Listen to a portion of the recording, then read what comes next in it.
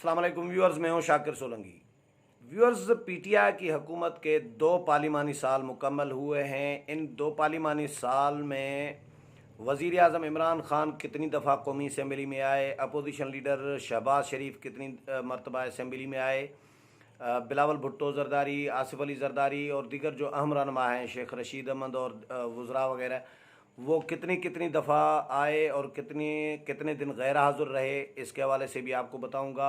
2 साल में पार्लियामेंट की क्या परफॉर्मेंस रही, कानून साजी कितनी हुई, हुकूमत ने कितनी अपनी सरकारी बिल मंजूर कराए, अपोजिशन और जो प्राइवेट बिल मेंबर बिल होते हैं वो कितने मंजूर हुए, इसके हवाले से बताऊंगा। तीसरा पार्लिमानी साल आज से शुरू होने जा रहा है। आज सदर ममलिकत ने इजलास बुलाया है, पार्लियामेंट का मुश्तरका इजलास, जिसे वो खिताब करेंगे और सदर के खिताब के बाद नया पार्लिमानी साल शुरू हो जाएगा, यानी तीसरा पार्लिमानी साल पीटीआई का शुरू हो जाएगा। कानून साजी के हवाले से पहले बताऊं, हाज़िरी का बाद में बताता हूं। कानून साजी बहुत कम हुई है दोनों सालों में, और पहले साल तो बिल्कुल भी कम हुई थी, क्योंकि हमने ये देखा था कि हुकूमत आर्डीनेंस ज़्यादा जारी करती रही, आर्डीनेंस में ज़्यादा दिलचस्पी लेती रही, क्योंकि आर्डीनेंस के लिए को ज़ाहिर है अपोजिशन के साथ बात नहीं करनी पड़ेगी, पार्लियामेंट में उसको फ़िलहाल तो नहीं लाना पड़ेगा। 120 दिन जब गुजर जाएंगे, उसकी मुद्दत ख़त्म हो जाएगी तो उसके बाद लाना पड़ता है। फिर वो दोबारा आर्डीनेंस भी जारी किए जाते हैं। तो वज़ीर आज़म इमरान ख़ान पहले ही कह चुके थे कि हम कानून साजी नहीं कर सके तो हम आर्डीनेंस के ज़रिए अपना काम चला लेंगे, चलाते रहेंगे। तो आर्डीनेंस भी जारी किए गए हैं। कितने आर्डीनेंस जारी किए हैं वो भी आपको बताता हूँ।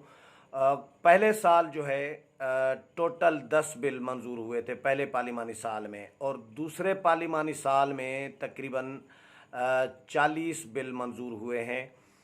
ये परफॉर्मेंस 40 बिल इसलिए मंजूर हुए क्योंकि पूरा साल कानून साजी के लिए टाइम था, और पहले साल इतना टाइम नहीं था। 5-6 महीने पहले जो है पीटीआई ने ज़ाया कर दिए थे कायमा कमेटीज़ के क़याम के मामले पर, कि कायमा कमेटीज़ की मेंबरशिप पीटीआई अपोजिशन के जमातों को नहीं देना चाह रही थी, और चेयरमैनशिप कायमा कमेटीज़ की, क्योंकि पीटीआई पार्लिमानी रिवायात से नावाकुफ़ थी और उनको या तो पता नहीं था या अहमियत का अंदाज़ा नहीं था।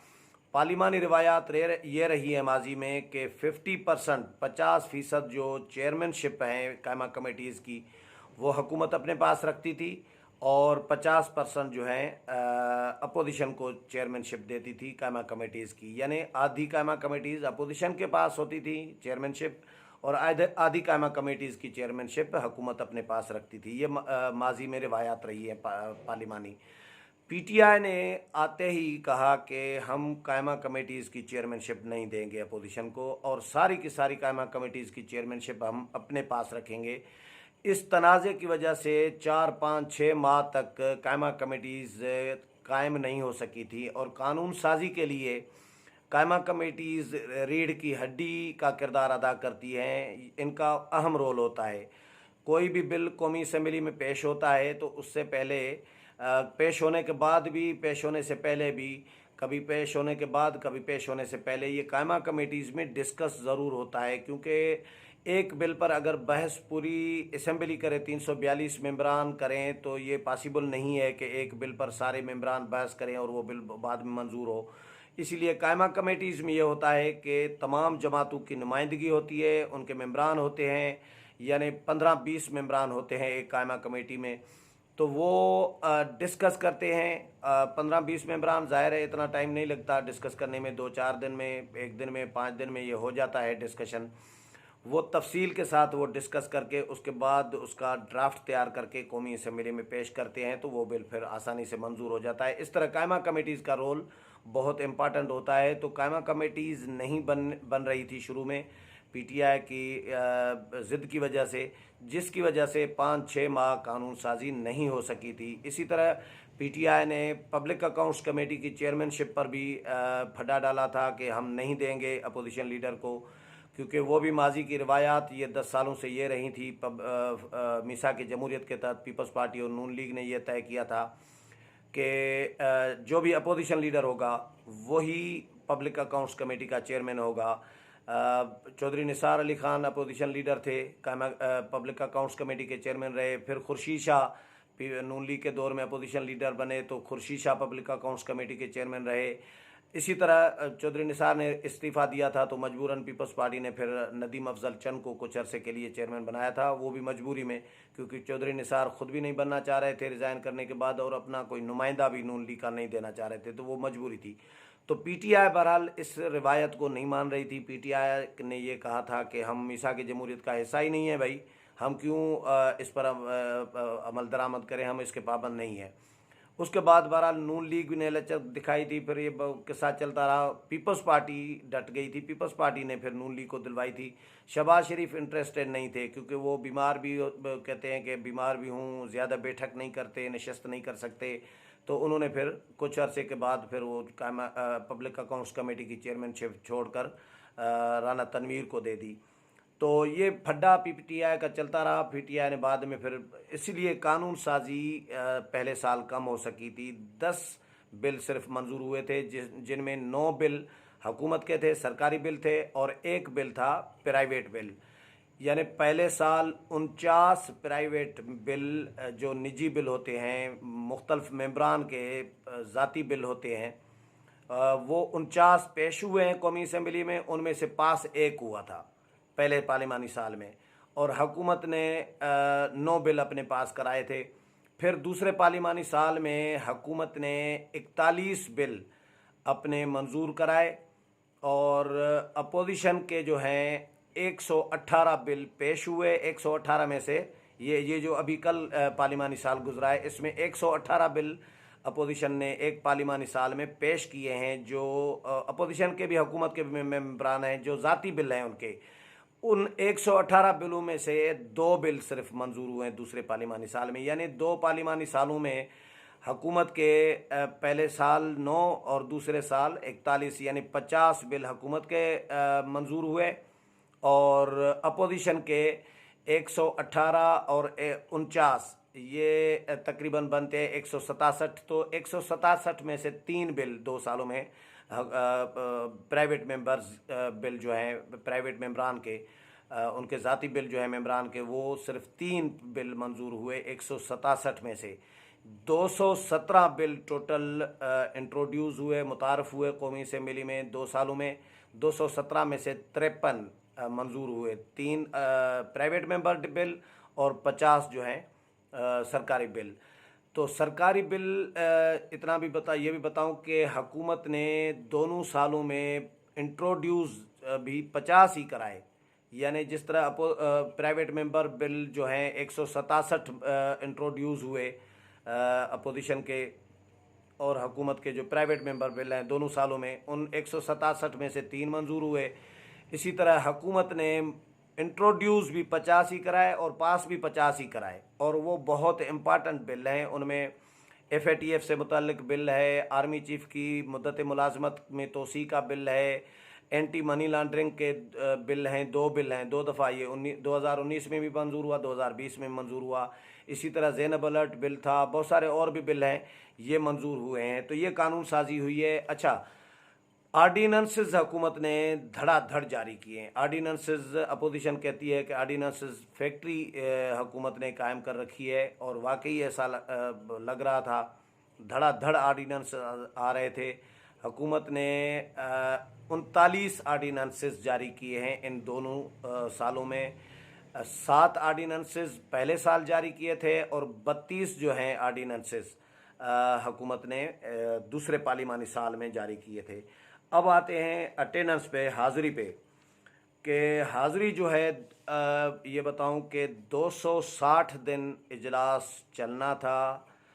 ये आइनी तकाजा है, ये आइन में लिखा हुआ है कि हर पार्लिमानी साल में 130 दिन इजलास चलाना है, और 2 सालों का 130 और 130 260 दिन बनते हैं। 260 दिन इस तरह बनते हैं कि इनमें अगर सेशन चल रहा है 15 दिन या 21 दिन चल रहा है, 25 दिन चल रहा है, तो इनमें जो दरमियान में 2 दिन का वक्फा आता है सैटरडे संडे का, वो भी इजलास में काउंट होता है, इन 130 दिन में काउंट होता है।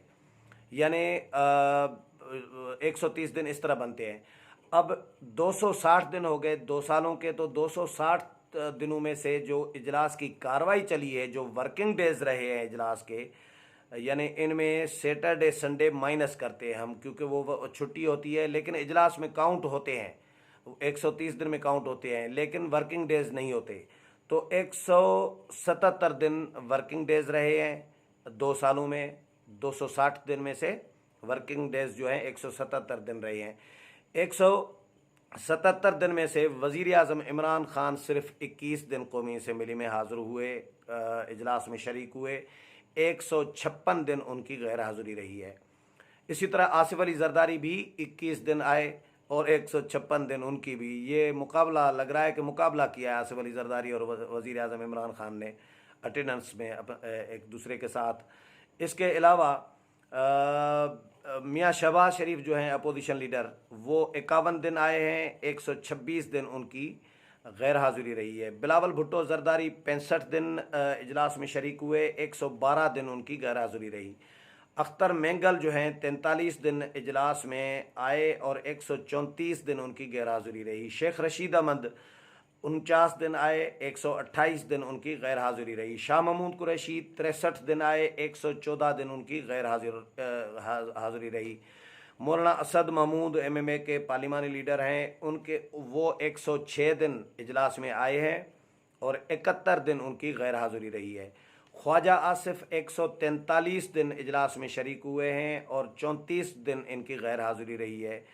राजा परवेज़ अशरफ सबसे जो बेहतर कारकर्दगी अटेंडेंस के हवाले से रही है, वो राजा परवेज़ अशरफ की रही है। तो राजा परवेज़ अशरफ जो है 164 दिन आए हैं, 177 दिन में से 13 दिन उनकी गैर हाज़िरी रही है 2 साल में।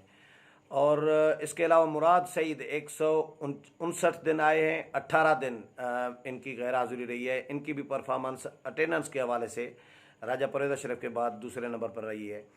फवाद चौधरी 94 दिन आए और 83 दिन गैर हाज़िर रहे। ये अहम जो रहनुमा है, मैं उनकी अटेंडेंस बता रहा हूँ। इनके अलावा बेहतर अटेंडेंस इनसे बेहतर कुछ और मेंबरान की भी है, लेकिन वो क्योंकि हाई प्रोफाइल शख्सियात नहीं है, इसलिए मैंने हाई प्रोफाइल जो मेंबरान हैं कौमी असम्बली के, उनकी अटेंडेंस मैंने आपके साथ शेयर की है।